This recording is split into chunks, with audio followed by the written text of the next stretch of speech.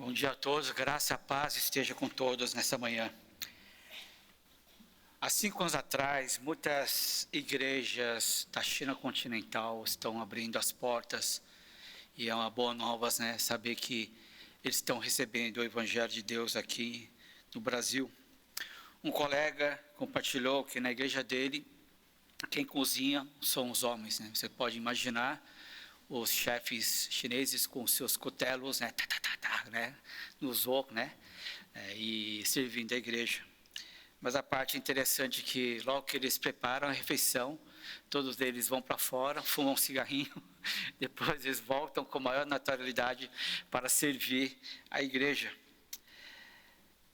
A gente fala assim, nossa, como pode? Não, mas nós vemos que a nossa igreja coreana também, 30, 40 anos atrás, ela tinha uma função muito mais social, cultural, do que no aspecto de fé e de religiosidade.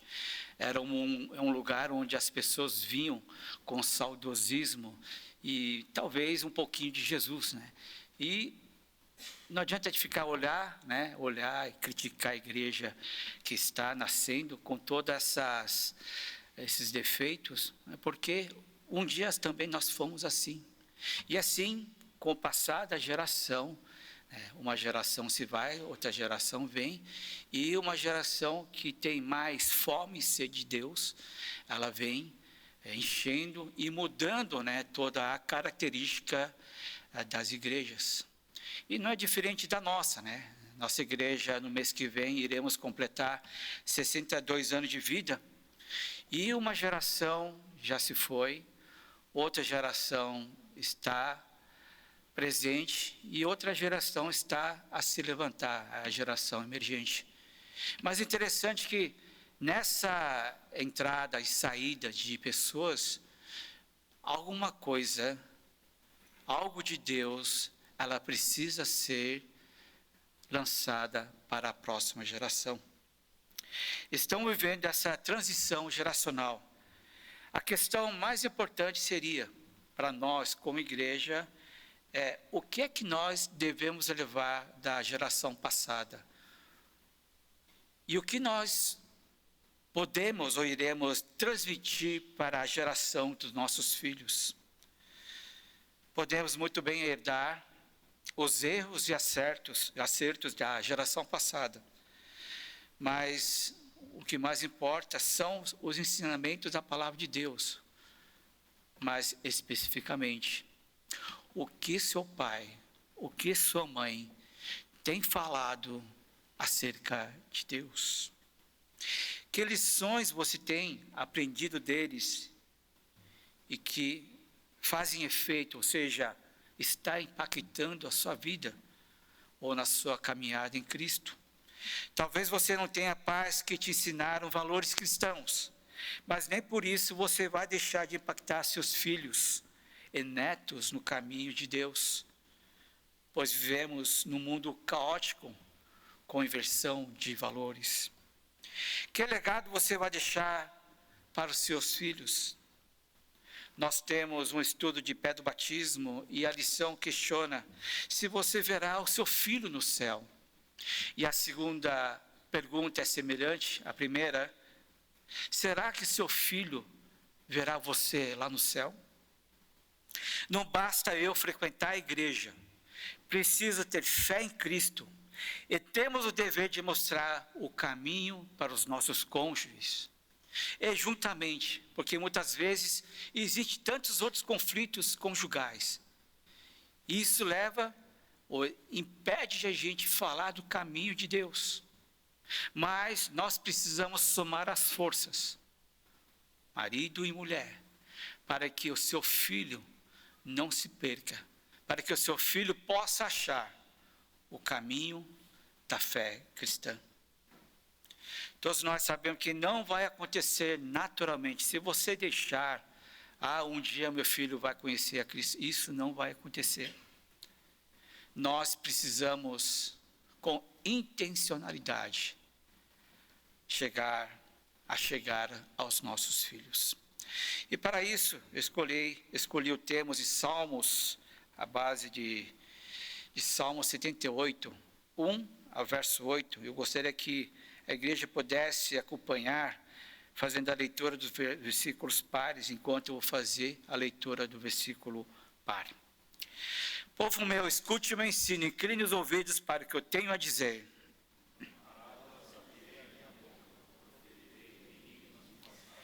O que ouvimos, aprendemos, o que os nossos pais nos contaram.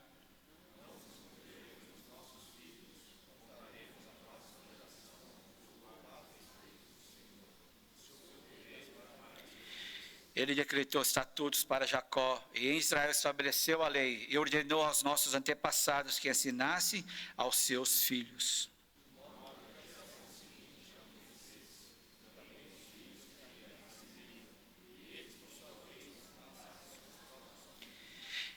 Então eles porão a confiança em Deus, não esquecerão os seus feitos e obedecerão aos seus mandamentos.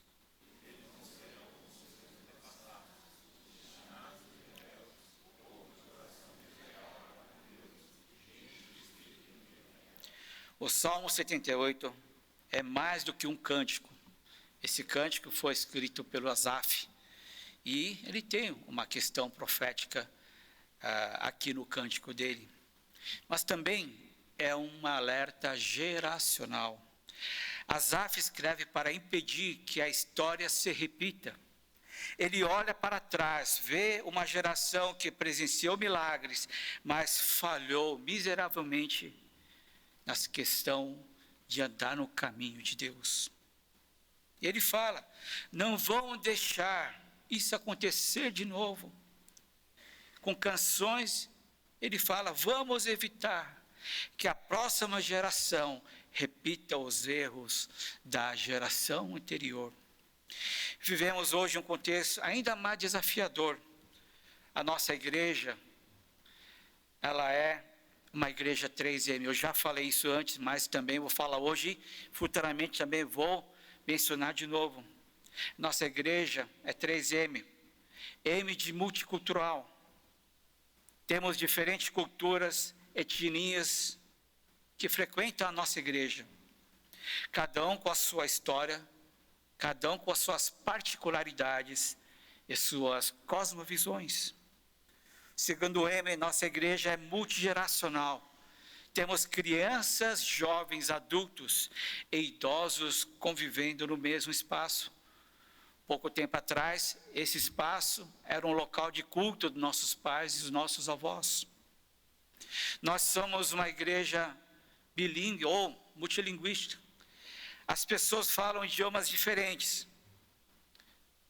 No ano passado, tive a oportunidade de celebrar o casamento na língua portuguesa, na língua coreana e, pela misericórdia de Deus, na língua inglesa. Ou seja, várias línguas, várias culturas, várias nações estão aqui representados nesta manhã. Uma igreja 3M, na verdade, isso é riqueza, mas também é um grande desafio, porque a diversidade sem unidade no Evangelho gera fragmentação. A pergunta do Salmo 78 ecoa hoje. Como preparar uma geração fiel segundo o coração de Deus nesse contexto tão complexo que a nossa igreja vive? E o texto apresenta 3 fundamentos. A primeira é, uma geração fiel nasce quando ouvimos e ensinamos a palavra de Deus. E o versículo chave para isso é o versículo 3. O que ouvimos e aprendemos, o que os nossos pais contaram. Isso nós não iremos esconder para a próxima geração. Uma geração fiel não surge por acidente. Ela é formada por uma transmissão intencional da fé. Mais uma vez, no verso 3, são 3 verbos. Ouvimos, aprendemos e contaremos. É um processo relacional. O Evangelho, a mensagem, a vida cristã que nós vivemos, ela pode ser transmitida para as outras pessoas. Ela é viva, ela não é um segredo, ela não é obscura, ela é viva. E nós temos essa incumbência de falar para a próxima geração. Meus queridos, pensa em uma receita secreta da família. Se uma geração não ensina a próxima, a receita vai desaparecer. E ninguém mais vai saborear aquela comida daquela família. O mesmo acontece com a fé. Se a geração atual não ensinar a próxima geração, não conhecerá Cristo como Senhor e Salvador de suas vidas. É uma igreja com várias línguas e culturas como a nossa. Existe um desafio real. Cada jovem pode ficar no seu canto, crianças com crianças, adolescentes com adolescentes, adultos com adultos, cada um com seu idioma no seu canto. Sim, é uma realidade que nós podemos enxergar. Suas crianças estão nos seus departamentos, os pais estão aqui, os idosos têm um culto separado. Nós não podemos manter um ambiente de culto, a casa de Deus, onde espaços são compartilhados apenas. Nós precisamos, todos juntos, toda geração, nós precisamos caminhar em unidade de fé. O plano de Deus não é isolamento. Se cada geração vive sua fé isoladamente, mais uma vez, a igreja se torna um prédio compartilhado e não uma família espiritual. A fé precisa fluir entre as gerações. E para tanto, algumas lições práticas para que possamos colocar essa questão é essa. Primeiro, a fé precisa ser conversada. Você precisa falar mais de Deus. Não apenas no culto. Você precisa expressar sobre Deus nas refeições nas suas casas. Você precisa falar de quem é Deus, o que é Jesus, como Ele tem convivido com você na sua caminhada espiritual. Você precisa deixar essa questão clara para o seu cônjuge. Conte os seus testemunhos. Explique as suas decisões que foram baseadas na fé. O segundo é você ensinar a sua história com Deus. Seus filhos precisam saber como Deus sustentou a sua jornada de fé até agora. Algo aconteceu, não é verdade? Senão você não estaria aqui. Você não estaria aqui orando, você não estaria aqui servindo, você não estaria louvando a Deus. Algo significativo aconteceu na sua vida. Ou algo está acontecendo na sua vida hoje em dia, para que você possa persistir e insistir no Evangelho. Nós precisamos mostrar isso aos nossos filhos. Fale para os seus filhos como Deus abriu as portas, como Ele respondeu às orações. Compartilhe temas de oração com seus filhos. Peça a ajuda deles para a solução com problemas em Cristo, pois o testemunho constrói convicção. Sabe, quando você junta essa família, você está passando por uma situação, talvez de crise, ou de dificuldade, ou de decisão. Em vez de você ficar sozinho, fechar a porta no quarto, ficar ali amargurado, sozinho com Deus, abra a porta. Vá ao seu marido, ou sua esposa, chame suas crianças, fale: pai, minhas crianças, estamos passando por essa situação. Gostaria que você pudesse orar pelo pai, pela mãe. Eu gostaria de orar pelas suas provas. Eu gostaria de orar pelas suas amizades. Essas questões precisam estar mais frequentes no nosso cotidiano. Não é um segredo de 7 chaves, você só vai falar de Deus dentro da igreja. Isso não pode acontecer. Nós não podemos nos calar sobre essa responsabilidade. Isso é o que o Salmo está nos dizendo.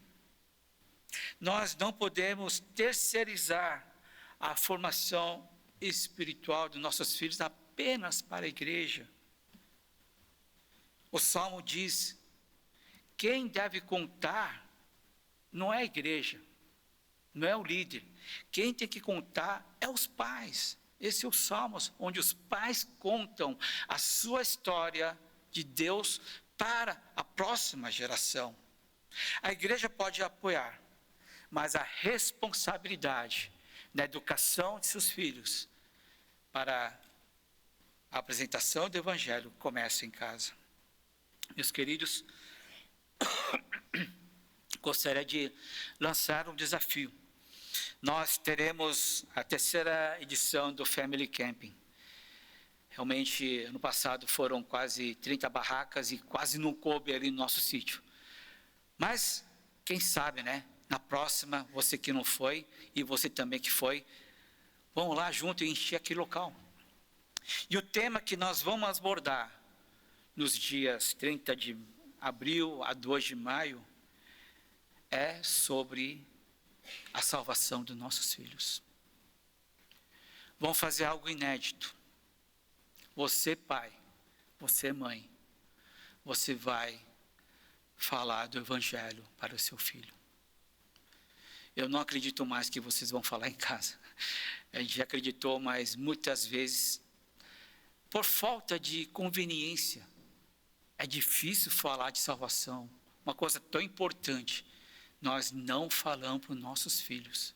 Por isso, se você gostaria de transmitir para a próxima geração quem é seu Deus, então faça a sua inscrição. Acho que semana que vem vai começar. E nós vamos ajudar você a falar, a transmitir o Evangelho para o seu filho. E também não pense que, não, esse dia eu vou converter meu filho, porque quem converte é Deus. A gente transmite. Você não vai chegar e fazer o terrorismo, né? O meu vizinho, nossa, o filho do amigo lá, fala assim, eu aceito Jesus. Como não, o meu não vai aceitar, você vai aceitar também, né? Não é dessa maneira que nós vamos, né, através do terrorismo, convencer o seu filho a aceitar Jesus só porque o vizinho, pela concorrência, né? Não, vamos falar no tempo certo. Deus vai tocar o coração do seu filho. Por isso, meus queridos, faça a sua inscrição, talvez a partir da semana que vem. O segundo ponto que eu gostaria de compartilhar: uma geração fiel nasce quando conhece a sua identidade em Deus. E os versos que eu vou ler são os versos 5 e 6. Ele decretou estatutos para Jacó. Em Israel estabeleceu a lei e ordenou aos nossos antepassados que ensinasse aos seus filhos, de modo que a geração seguinte conhecesse também os filhos que ainda nasceriam, e eles, por sua vez, contassem aos seus próprios filhos. Deus estabeleceu um testemunho em Jacó. Deu leis e testemunho para formar a identidade espiritual de Israel. Israel tinha uma cultura, mas a sua principal marca era a sua aliança com seu Deus. Numa igreja multicultural, nós podemos ter estilos diferentes de adoração. Realmente, o estilo cantado aqui é diferente do estilo das 9h30, que é diferente das 8 horas. Nós temos formas diferentes de expressar as nossas emoções e também perspectivas distintas. Mas a pergunta é: o que nos une como igreja? Estamos tão separados, cultuando em momentos tão diferentes, nem sabemos quem são eles. O que nos une não é o idioma, não é a nossa tradição, não é a nossa língua, mas o que nos une é Jesus Cristo, E esse é a rocha principal. Esse é o meio pelo qual você precisa julgar a situação. Porque se não for assim, se você tirar Jesus dessa parada e nós apenas evidenciarmos a nossa identidade cultural, o que vai acontecer? Apenas surgirão divisões. Apenas teremos preferências absolutas. Não, o que eu penso é certo, você está errado. Vai acontecer uma competição geracional. A nossa geração é melhor que a sua. Não, aquela geração, o que eles fizeram já era, agora é a nossa. Ou seja, nós não estamos aqui para competir, nós não estamos aqui para dizer se a geração passada é melhor, se nossa geração é melhor. Nós estamos aqui por causa de Jesus, e por causa de Jesus nós precisamos olhar toda essa realidade. Nós precisamos encontrar caminhos dessa igreja distinta, multiétnica, multicultural, com várias línguas. Nós precisamos juntar tudo isso com Jesus Cristo. E não é fácil. É fácil você seguir a sua própria preferência.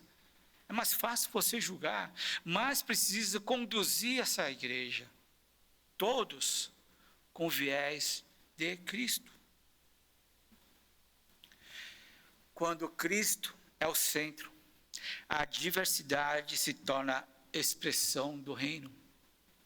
E a diferença vira complemento para a expansão do reino de Deus, ou seja, a sua particularidade vai ser um elemento, vai ser um tempero especial para podermos alcançar pessoas como você. Ela não deve ser usada para evidenciar o meu e o seu raciocínio, porque senão ali vai destacar a diferença entre as pessoas. Nós e vocês, não, precisamos usar todos esses temperos para que possamos levar pessoas a Cristo. Imagine um time de futebol com jogadores de diferentes países, como o Paris Saint-Germain. Cada jogador fala um idioma diferente, tem uma cultura diferente e também tem o seu próprio estilo de jogar bola. Mas todos vestem a mesma camisa, Paris Saint-Germain. E quando estão vestindo aquela camisa, eles precisam seguir a quem?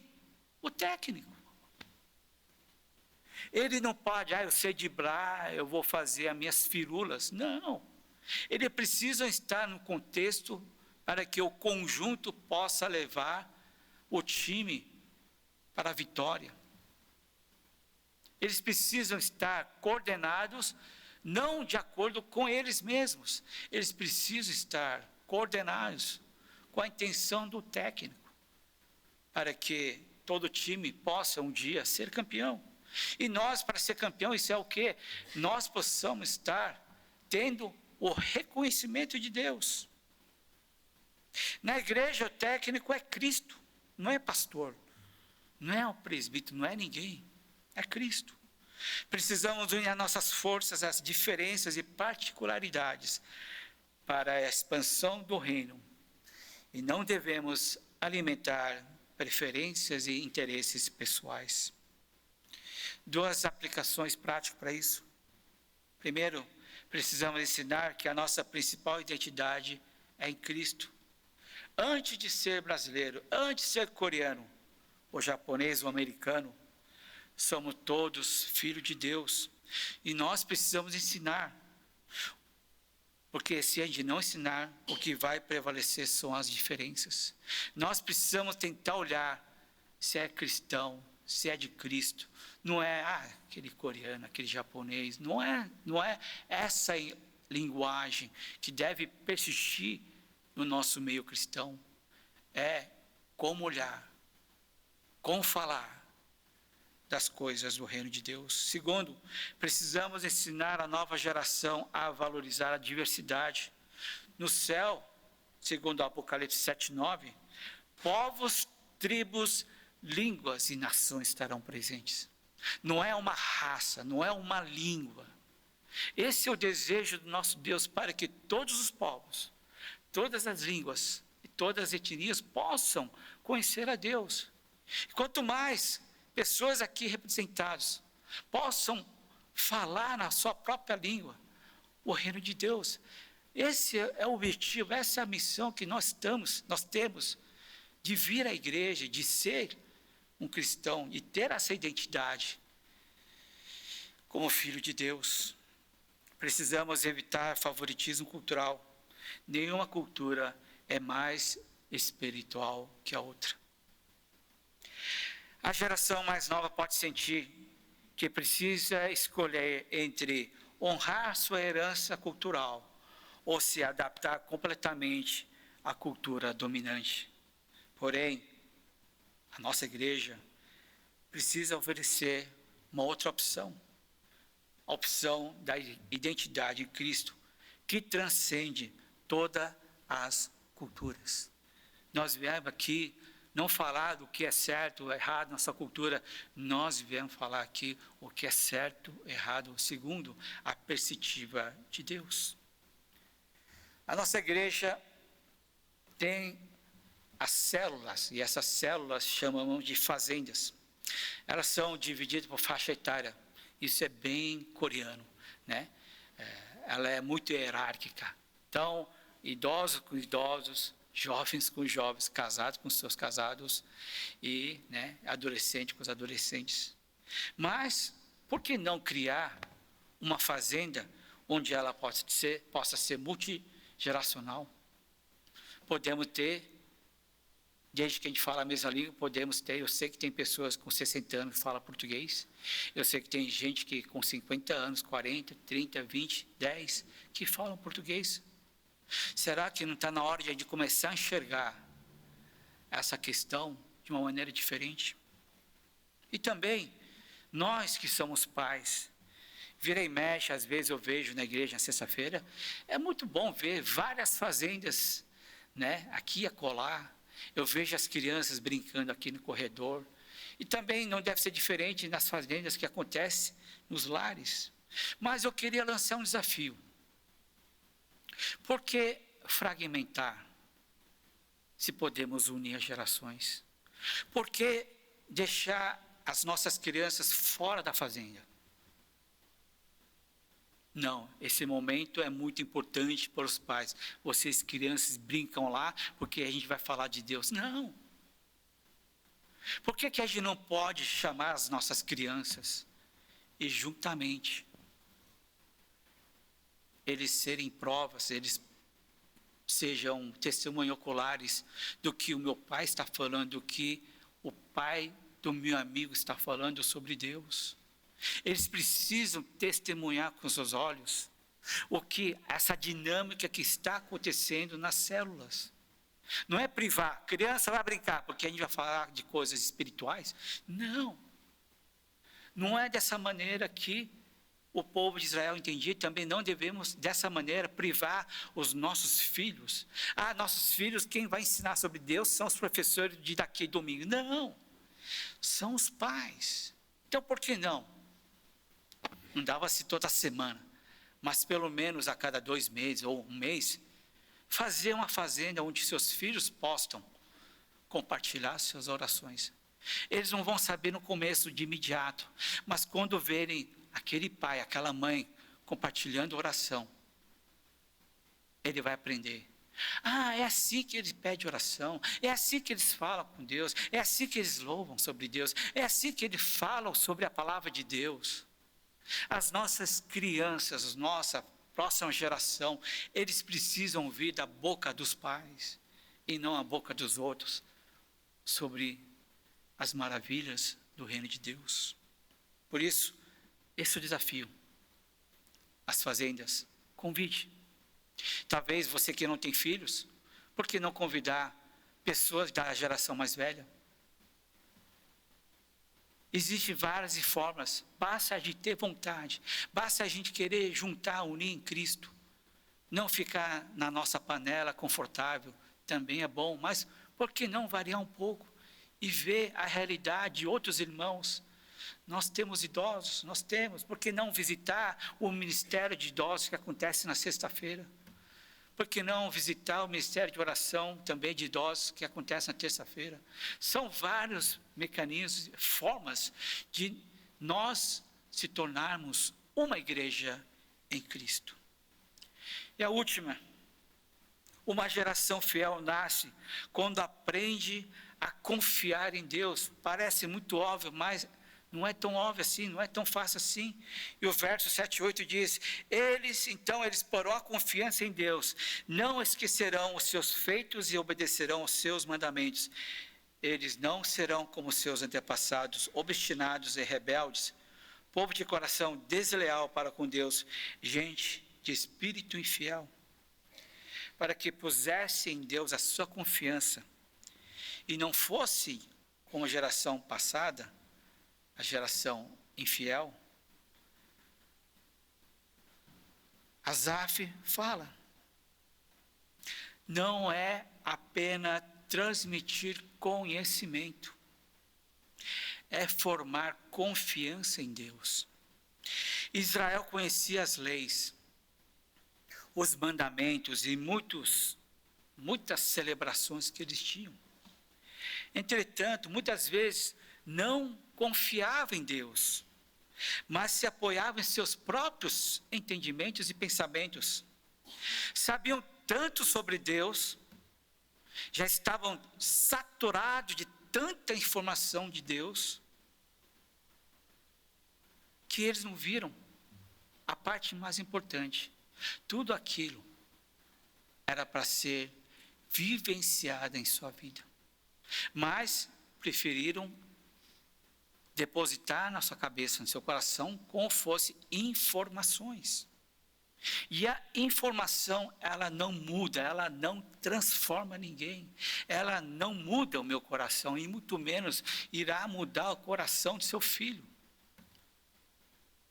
Nesses 10, 30, 40 anos da jornada espiritual, temos muita, mas muita informação. Mais do que informação, nós precisamos ter experiências vívidas na palavra do nosso Deus vivo. Para a geração passada, rebelde, Deus era apenas uma lenda, uma tradição, e portanto o único vínculo que eles tinham era a formalidade. Somos o povo de Deus e nada mais. Podemos dizer, você é cristão e nada mais. Isso não faz nenhuma diferença na minha vida. Eu pergunto, você ser um cristão, ser uma cristã, faz alguma diferença na sua vida? Ou apenas é uma pretexto, é apenas uma questão cultural? Só porque nossos pais viram, vocês estão vindo. Só porque você quer uma gama de cultural coreana, você está aqui. Não é, isso não é a questão essencial. Quando nós só temos informações, conhecimento acerca de Deus, e você está aqui, nós estamos aqui, apenas para manter uma tradição, com certeza, quando vier a crise, quando vier a dificuldade, você vai buscar soluções fora da Bíblia. Não é verdade? Quando vem as suas maiores crises, as suas decisões são baseadas na fé, em oração a Deus? Ou são baseadas em outras ciências, em outras culturas? Nós precisamos vivenciar. Porque é que nós não seguimos a Deus? Porque nós não confiamos.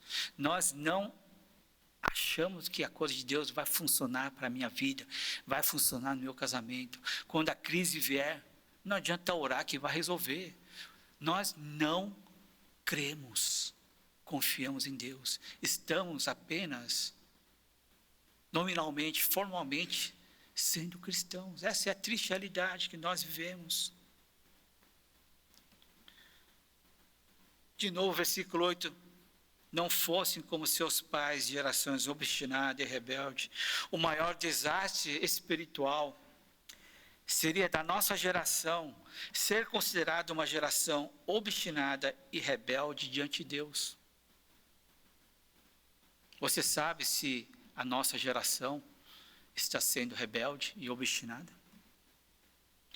Como é que nós podemos dizer da geração passada, a geração de seus pais é uma geração rebelde e obstinada? Como é que nós podemos descobrir? Não precisa ir muito longe.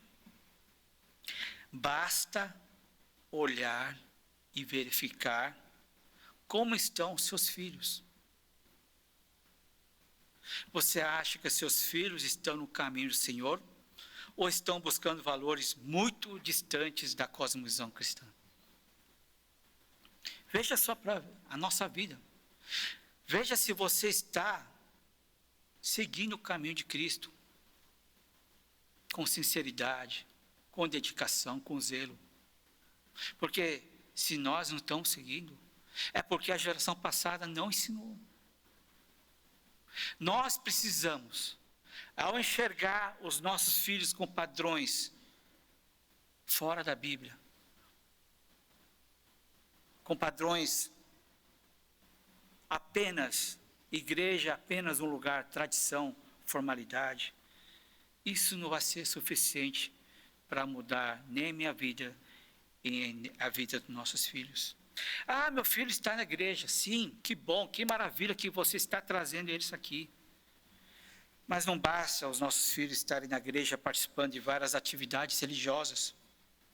Sim, pode ajudar, mas não será decisivo na sua transformação em Cristo. Eles precisam viver Jesus em casa, precisam saber resolver seus problemas em Cristo, desde criança, para que quando eles cresçam, eles possam saber, ter a capacidade de buscar cônjuges com o mesmo valor. Não é, fulana tal, vai na igreja, casa aí. Não é assim que funciona, e nós sabemos muito bem. Não é porque a irmã vai na igreja, o irmão vai na igreja, que o casamento vai ser cristocêntrico. Nós sabemos, porque estamos vivendo isso. O que faltou? Faltou ensinar. O que nossos pais deixaram de ensinar é que nós tenhamos valores cristãos suficientes para que a nossa criança possa decidir escolher a pessoa certa. Isso nós não ensinamos. Nós temos dinheiro, uma coisa mais confortável. Casa com ela que... Não, não é. Nós precisamos ensiná-los. A próxima geração precisa ter a consciência e saber, caramba, o casamento não é para a minha felicidade, o casamento é para o reino de Deus. E nós esquecemos, pensamos que o casamento é para nós, não é. O casamento é para Deus. E aí nós vemos a importância do casal, do cônjuge, ter valores cristãos para poder influenciar os nossos filhos. Porque senão, quando nossos filhos crescerem, quando vierem as crises no casamento, quando vierem os problemas sociais, eles vão achar solução fora da palavra de Deus, ouvindo advogados, ouvindo os consultores de economia. Não é isso que nós queremos, porque se isso acontecer, nós seremos a geração obstinada, a geração rebelde, onde nós não colocamos, ou não dirigimos a próxima geração de acordo com o querer de Deus. Meus queridos, isso é o nosso dever. A nossa geração tem a responsabilidade de mostrar o nosso Deus de forma visível e apalpável para a próxima geração. Imagina uma criança aprendendo a nadar. O instrutor pode falar, não, respira desse jeito, não, no crown é assim, né, de costas é assim. Não adianta teorias e teorias e teorias, falar, informações, mais informações. O menino tem que entrar na água. É na água que ele vai confiar nas suas habilidades, é na água que ele vai aprender as suas habilidades. A gente também ouve, mas se ele não coloca na prática como resolver os problemas diários com Deus, se a gente não ensina, Não é com a teoria que vai resolver. Não basta, no Spanish, não basta falar muito, né? Precisa vivenciar a fé. As crianças precisam enxergar o seu modo de viver. Meus queridos, talvez essa seja o desafio para a geração atual, talvez para os nossos filhos.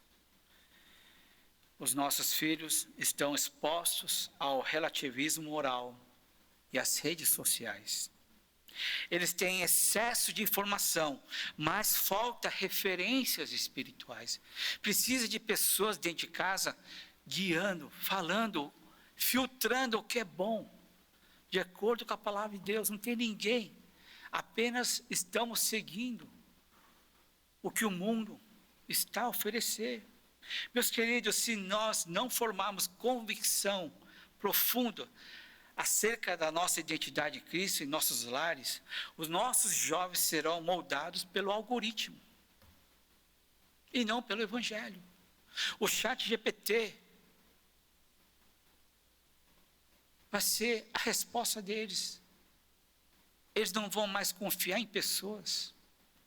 Espero que o ChatGPT responda de maneira clara quem é Jesus, mas sei lá, daqui a 50 anos, se o ChatGPT vai dar uma outra resposta. Meus queridos, enquanto há tempo, enquanto nós devemos influenciar a próxima geração. Uma geração fiel não é apenas informada, ela é transformada. Em nossa igreja, talvez nossos lares, pode haver muito ensino, muitas atividades, muitas celebrações. E ainda assim, os corações podem estar distantes do senhorio de Cristo em suas vidas. Para evitar tais situações, encorajo a todos para as seguintes aplicações práticas. Precisamos modelar fé na vida diária. Nós precisamos trazer essa questão de Deus, dificuldade, crise, e como você resolve, tentações, tudo isso você precisa trazer no dia de hoje, para essas crianças de maneira transparente. Não tenha medo de mostrar suas fraquezas, porque senão você precisa ser um super-homem para falar do Evangelho, mas não é essa a proposta do Evangelho. Nós dependemos da graça, e a graça só é entendida pela questão do pecado. Se você não se define como pecador, é impossível você entender a graça de Deus e o perdão de Deus. Nossas crianças e jovens aprendem observando do que ouvindo. Quando vêm pais e líderes confiando em Deus nas suas dificuldades, meus queridos, isso marca profundamente a vida deles. Saibam resolver, mostrem essas soluções para nossas crianças. Não privem, não fique chorando escondido. Talvez uma vez ou outra, mas fale, verbalize suas crianças. E vamos orar junto para isso. Essa é a proposta de uma família cristã. Não é uma família perfeita, não é. É com suas deficiências, suas limitações, mas precisamos verbalizar para que todos em Cristo possamos achar uma solução. Precisamos criar oportunidade para a experiência pessoal com Deus. A fé precisa se tornar pessoal. A fé não pode ser apenas herdada, não é uma herança. Ó, filho, pegue a Bíblia do pai, essa é a herança que deu. A Bíblia do pai, você carrega e tudo, o cara nunca vai abrir a Bíblia. Não é objeto. A fé não é objeto. A fé, ela precisa ser apropriada pela criança. Ele precisa decidir, não é colocar a goela abaixo. Eu espero que um dia, meus queridos, como você tem declarado que nosso Deus será nosso Deus, eu espero que o seu filho diga: pai, o seu Deus, mãe, o seu Deus será o meu Deus. Como a declaração maravilhosa da Ruth para com a sua sogra: o seu Deus será o meu Deus. Deus de Abraão, Deus de Isaac, Deus de Jacó. Meus queridos, essa tríade, ela precisa acontecer em nossos lares. Eu não tenho filhos, infelizmente, mas eu usei o exemplo do presbítero Rodrigo, né? O Joãozinho, ele precisa dizer: Deus do meu avô Jorge, Deus do meu pai Rodrigo, será o meu Deus. Essa tríade precisa acontecer na sua casa. Temos a responsabilidade de alcançar 2 gerações a partir da sua, a partir de você, os seus netos. Você precisa ouvir, antes de morrer, você precisa ouvir da boca de seu neto: Deus do meu avô, hoje, do meu pai e do meu filho. Concluindo, Salmo 78 nos mostra um ciclo espiritual.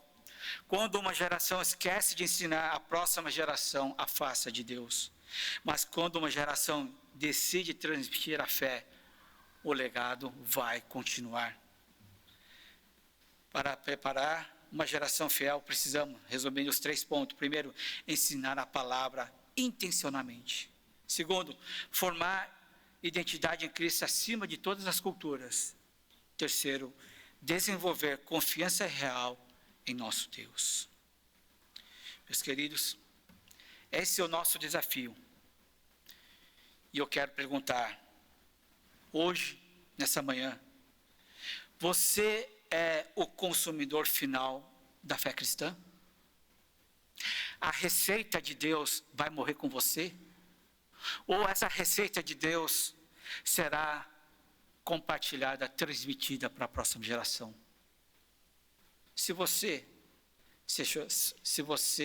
achar que Jesus tem que morrer com você e não com meus filhos, então tem uma coisa muito errada. Seremos a geração rebelde, a geração infiel, a geração na qual estamos longe do plano de Deus.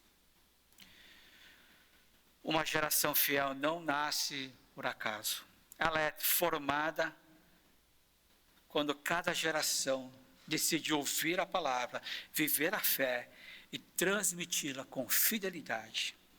Meus queridos, que a nossa geração seja considerada por Deus uma geração fiel e que possa preparar uma nova geração fiel, em nome do Pai, do Filho, do Espírito Santo. Amém? Eu convido a equipe de louvor e a igreja também a se levantar dos seus lugares. Não vai ser um louvor com ritmo lento, nós vamos cantar um louvor com ritmo rápido, né? A nossa geração vai ser a nossa geração que dança, a geração que não vai se calar, mas a geração que vai vivenciar Deus para a próxima geração. Então, você ao cantar esse louvor, gostaria que você pudesse cantar com o coração e também lembrando dos pontos que nós compartilhamos agora há pouco.